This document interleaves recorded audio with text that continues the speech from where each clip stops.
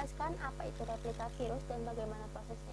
Sejak pandemi COVID-19 menjadi informasi seputar virus terus terjadi perbincangan hangat di berbagai kalangan. Nah, materi yang akan kita bahas kali ini pun juga tentang virus, lebih tepatnya itu tentang replika virus. Apa sih replika virus itu? Jadi, replika virus adalah proses pembentukan dan perbanyakkan komponen-komponen virus.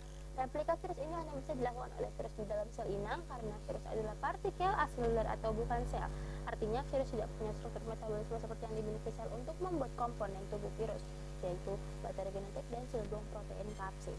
Sel inang merupakan sel hidup yang ditumbangi virus. Sel inang dapat berupa organisme uniseluler bersel tunggal seperti bakteri dan protozoa, maupun multiseluler bersel banyak seperti jamur, tumbuhan, hewan, hingga manusia.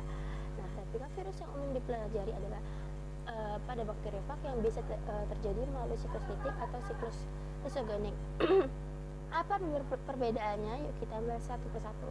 Siklus litik merupakan cara replikasi virus yang melibatkan proses penghancuran sel inang di akhir proses replikasi sehingga sel inang akan pecah lisis dan mati. Satu, tahap absorpsi. Tahap absorpsi merupakan tahap menempelnya virus pada sel inang. Dua, tahap penetrasi. Pada tahap penetrasi, selubang ekor berkontraksi sehingga jarum masuk di bagian ujungnya membentuk lubang yang menembus dinding sel dan membran sel bakteri. Tiga, tahap sintesis. Tahap sintesis atau eklivase merupakan tahapan pembentukan komponen virus yaitu materi genetik dan protein. Empat, tahap perakitan. Pada tahap ini terjadi perakitan partikel virus baru dari komponen-komponen yang dibuat di tahap sintesis, kapsid, bakteri genetik, dan bagian ekor yang akan dirakit menjadi partikel bakteriofag T4 utuh. 5. Tahap lisis. Tahap ini merupakan tahap pecahnya sel inang. Nah, sekarang saya akan menjelaskan siklus lisogenik.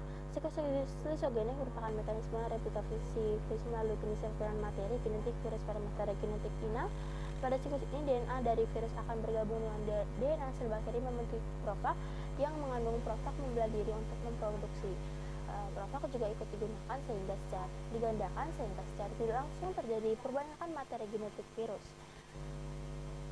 Dalam kondisi tersebut tertentu, sel inang akan mengandung profag yang dapat melemah akibat berbagai faktor. Contohnya saat sel bakteri terpapar sinar UV, maka virus fag akan terlepas dari materi genetik bakteri dan akan memasuki siklus litik yang menyebabkan lisis pada sel bakteri. Sekian penjelasan dari saya mengenai replikasi virus. Jika ada salah dalam mengucap, saya mohon maaf. Semoga bermanfaat bagi kalian semua.